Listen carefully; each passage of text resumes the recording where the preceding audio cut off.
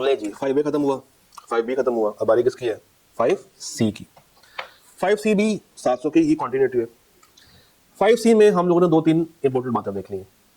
पहला case, auditors report prescribed by law और regulation.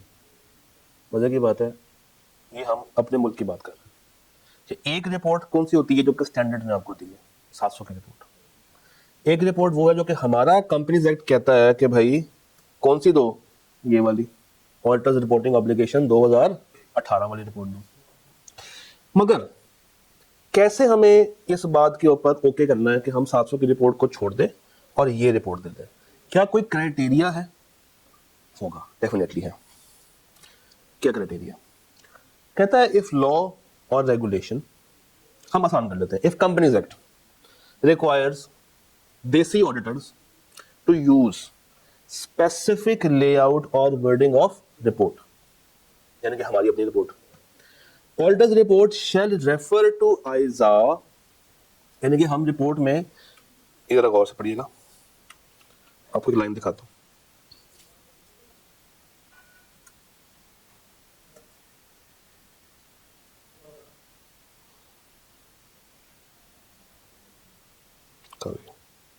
ये we conducted our audit in accordance with ISA, ये line पढ़ना है। कहता है ये लाइन जो कि बहुत नीचे करके आ रही है, मैं थोड़ा सा ऊपर कर देता हूं, ये लाइन लिखने के लिए, सिर्फ इस लाइन को लिखने के लिए आपने ये देखना है कि पैराग्राफ 1 से 9 और 11 से 14 कम से कम जो देसी रिपोर्ट है उसमें मौजूद है या नहीं। तब जाके आप ये जुमला लिख सकते हैं कि हमने आइजा के मुताबिक ऑडिट किया है। याद है मैंने कहा था कि 10 की एक अलग सी अहमियत है, यहाँ पे नंबर मिसिंग कौन सा? 10। और 10 था क्या? Other reporting responsibility. ये तो उस मुल्क का वैसे भी क्या था, अपना पैराग्राफ। तो अगर आपकी देसी रिपोर्ट में ये मिनिमम ये एलिमेंट्स मौजूद है, मिनिमम, यानी कि ये तो मौजूद होने ही चाहिए, इसके अलावा कोई बात है तो हमें मसला नहीं है। कम से कम 1 से लेकर 9 और 11 से 14 अगर अवेलेबल है तो आप अपनी रिपोर्ट भी यूज कर सकते हैं और उसमें यह भी लिख सकते हैं कि हमने ऑडिट किया है in accordance with international standards on auditing. यह केस 1।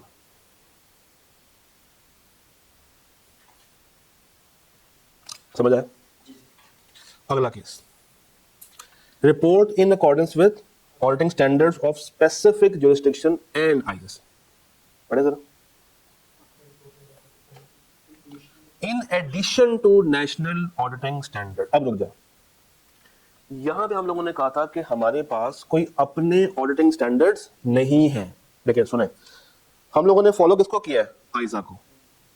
देखो 700 क्या कहता है? 700 कहता है फॉलो भी करो आइजा को और रिपोर्ट भी दो 700 वाली। हमने कहा ठहर जाओ, हम फॉलो करना चाहते हैं आइजा को मगर रिपोर्ट तुम्हारी वाली थोड़ा सा डिफिकल्ट है। हम अपने यूजर को जानते हैं तो हम चाहते हैं कि हम अपनी देसी रिपोर्ट बनाएं। वो कहता है देसी बनाना चाहते हो बना लो, मगर एक शर्त है। क्या? मिनिमम ये वाले पैराग्राफ को लाजमी ऐड करना। हमने कहा भाई ठीक है, हम वादा करते हैं कि हम अपनी रिपोर्ट में इनको लाजमी लेकर आएंगे। और मजे की बात है कि इसके अलावा हम भी कोई एक्स्ट्रा बात नहीं करते। ठीक। फिर एक और पार्टी, वो कहता है ठीक है आइजा तो तुम बना रहे हो स्टैंडर्ड्स, हमारे मुल्क के अपने भी क्या है ऑडिटिंग स्टैंडर्ड्स। पाकिस्तान के अपने ऑडिटिंग स्टैंडर्ड्स तो नहीं है, बट लेट्स से एक ऐसा मुल्क हो जिसके अपने भी क्या हो ऑडिटिंग स्टैंडर्ड्स। अब क्या करें? एक तरफ आइजा है, एक तरफ उसके देसी लोकल ऑडिटिंग स्टैंडर्ड्स। अब पढ़ते हैं, अब पढ़े जरा। इन एडिशन टू नेशनल, क्या मतलब? पहले हम किसको रेफर कर रहे हैं, आइजा को कि नेशनल को? नेशनल को। वो कहता है नेशनल के साथ साथ तुम आइजा को भी रेफर कर सकते हो। कब? पहली शर्त, there is no conflict between requirements of both. यानी कि आइजा जो बात कर रहा है वही national account national auditing standards बात कर रहे हैं, दोनों में आपस में कोई लड़ाई झगड़ा ना हो। आगे, दोनों की ओपिनियंस डिफरेंट ना हो। उसके बाद इतनी बारीकी में गया है कि अगर आइजा कह रहा है कि एम्फेसिस ऐड करो और वो कहता है कि नहीं ऐड करना, तो भी फिर ये कन्फ्लिक्ट है। सिर्फ उस वक्त लिख सकते हैं कि दोनों का आपस में बिल्कुल भी कन्फ्लिक्ट ना हो। ये पॉइंट पढ़े। रिपोर्ट में वही मिनिमम बातें हो, 1 से 9 और 11 से 14। आगे, फिर वो जिस मुल्क के स्टैंडर्ड्स हैं ऑडिटिंग स्टैंडर्ड्स हैं उस मुल्क का नाम भी बता दें। मैं फॉर एग्जांपल गजुमता, अज्यूम करते हैं गजुमता एक मुल्क है, ठीक, और एक मुल्क है पाकिस्तान। पाकिस्तान में क्या चलता है? IS है, और रिपोर्ट हमारी अपनी चलती है। 700 की रिपोर्ट यहाँ पे नहीं है, हम अपनी क्यों चला रहे हैं? ये एलिमेंट्स मीट हो रहे हैं। हम 2 स्टेप गए आगे, वीज़ा लिया, कहाँ पहुँच गए? गजुमता। वहाँ जाके पता चला कि उनके तो अपने भी क्या है ऑडिटिंग स्टैंडर्ड्स, और वो अपनी रिपोर्ट में आइजा को भी रेफर करना चाहते हैं। हमने कहा ठीक है कर लो, शर्तें पूरी कर दो। पहली शर्त, दोनों फ्रेमवर्क्स के तहत ओपिनियन डिफरेंट नहीं आनी चाहिए। इतना बारीक फर्क कि एक कहता है एम्फेसिस ऐड करो, दूसरा ऐड करने नहीं देता, ये फर्क भी नहीं होना चाहिए। और तीसरा, मिनिमम वो एलिमेंट्स शामिल होने चाहिए रिपोर्ट में 1 से 9, 11 से 14 वाले, और जिस मुल्क का, जिस जुरिस्डिक्शन का हम ऑडिट कर रहे हैं, जिसमें उसी के क्या यूज हो रहे हैं ऑडिटिंग स्टैंडर्ड्स, उसका नाम भी बता दें, उसका नाम भी बता दें। नहीं, यही है आइजा में, यही है। बट जो देसी ऑडिटिंग स्टैंडर्ड्स हैं उसमें इससे ज्यादा भी हो सकते हैं, but at a very minimum कौन से होने चाहिए? 1 से 9, 11 से 14। आखिरी बात, मैं चाहूंगा कि पहले आप पढ़ें इसको।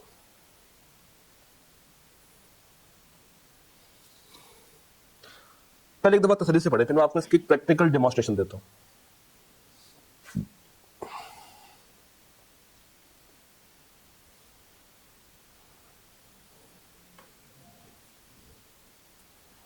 मुझे आपने बताना है कि इसका मतलब क्या है।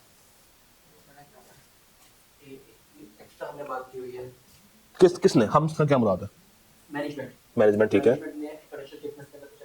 ठीक है, जिसका ताल्लुक ऑडिट से नहीं है, वेरी गुड, उसका ऑडिट भी हमने एग्जैक्टली बेहतरीन हो गया। Now let's move towards a practical demonstration. मैं आपको ICL की एक एनुअल रिपोर्ट दिखाता हूं, इत्तेहाद केमिकल्स, ठीक है। अब जरा गौर से देखिएगा, कहानी शुरू कहां से होती है? ये तो बेसिक बेसिक बातें हैं, नोटिस आ गया, चेयरमैन का रिव्यू आ गया, डायरेक्टर की रिपोर्ट आ गई, ब्ला ब्ला ब्ला, आगे चलो चलो चलो, भागो भागो भागो भागो। ये कौन सी रिपोर्ट है? रिव्यू रिपोर्ट है, छोड़ देते हैं। ये कौन सी रिपोर्ट आ गई है? Independent auditors report. ये वो मेन ऑडिट रिपोर्ट आ गई है। कौन सी? ऑडिटर्स रिपोर्ट आ गई।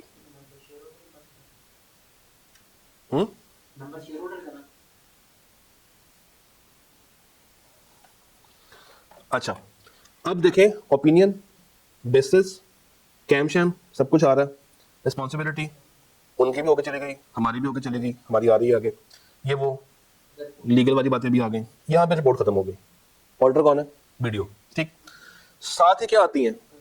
ठीक है, पहली क्या है, उसके बाद, उसके बाद, उसके बाद, उसके बाद, उसके बाद, शुरू हो गए नोट्स। यहाँ पे वो 2 नंबरी करते हैं। अब बेसिकली जब हम लोगों ने रिपोर्ट्स पढ़ना शुरू किए हैं तो नोट्स तक आते आते हमें लगता है कि ये सारी चीजें क्यों हुई होंगी, ऑडिट हुई होंगी। अच्छा, चलते चलते चलते चलते बल्कि काम करते आराम से कर लेते हैं। पहला क्या है?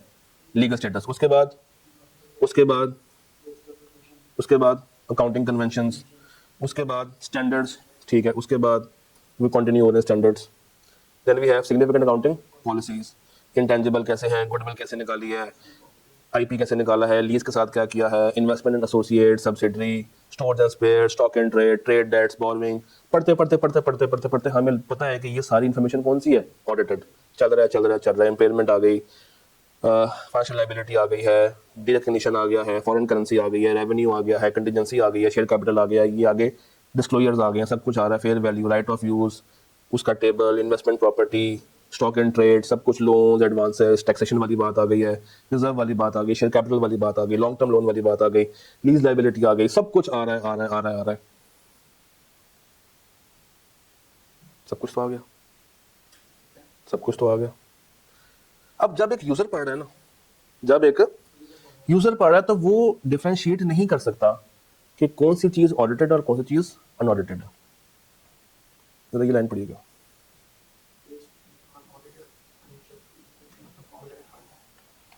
Based on the unaudited. तो वो इंफॉर्मेशन जिसका आपने ऑडिट नहीं किया, अगर वो उसी रोले में आ रही है, उसी सीक्वेंस में आ रही है, तो आपको क्लियरली आइडेंटिफाई करना है कि ये इंफॉर्मेशन कौन सी है? अनऑडिटेड। लिख के बताना है।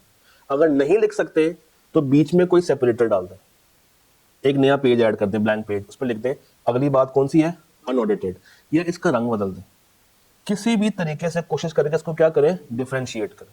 जैसे यहां पे डिफरेंशिएट किया कैसे, ये लिख के बेस्ड ऑन अनऑडिटेड फाइनेंशियल हो जाता।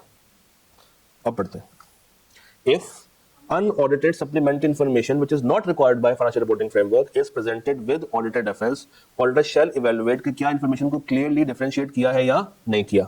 If it is not clearly differentiated from the audited FS, auditor shall ask management to change the presentation.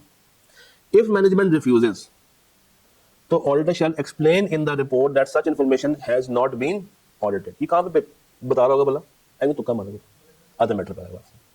आगे अब मैनेजमेंट कैसे चेंज कर सकती है, रिमूविंग एनी क्रॉस रेफरेंसेस और placing this information outside FS, या at a minimum place unaudited notes together required notes of FS and clearly label them. जैसे वहां पे उसने लेबल किया कैसे, लिख के कि ये वाला कौन सा है, अनऑडिटेड फाइनेंशियल स्टेटमेंट, और उससे ऊपर सारी की सारी क्या है, ऑडिटेड, तो उस पर अलग से बताने की जरूरत नहीं। अच्छा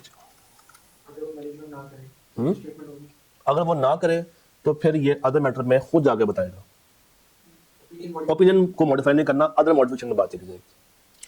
इस स्टैंडर्ड के कोर पैरास कौन से हैं, 13, 24, 28, 34, 38, 39 और 41। और एप्लीकेशन पैरा जो इंपॉर्टेंट है वो कौन से हैं, A4, A6, A44, A73, A74, A79 and A83। अगर आप जाके बेस स्टैंडर्ड्स खोल कर देखेंगे तो ये one of the lengthiest standard है, जो कि खत्म होने का नाम ही नहीं लेता। क्यों, प्रैक्टिकल एक्सपोजर से लिखा हुआ। तो आपने सारा नहीं पढ़ना, एट अ मिनिमम अगर आपको बहुत शौक है तो आप इनको पढ़ सकते हैं, बट रिकमेंडेशन क्या है कि इनको भी पढ़ने की जरूरत नहीं है, नोट्स को अच्छे से तैयार कर लो। और आपका होमवर्क विंटर 16 क्वेश्चन नंबर 4 आसान सा है, आपने डिफरेंसेस निकालने हैं बिटवीन टू रिपोर्ट्स। 4 नंबर का सवाल है और इसका भी सोल्यूशन, हाँ टेबल बना के कर दें, इसका भी सोल्यूशन आपके साथ कर दिया जाएगा, शेयर कर दिया जाएगा। So that's it from Aiza 700। कल हम लोगों ने बात करनी है 705 के ऊपर। कल तक के लिए अल्लाह हाफिज़।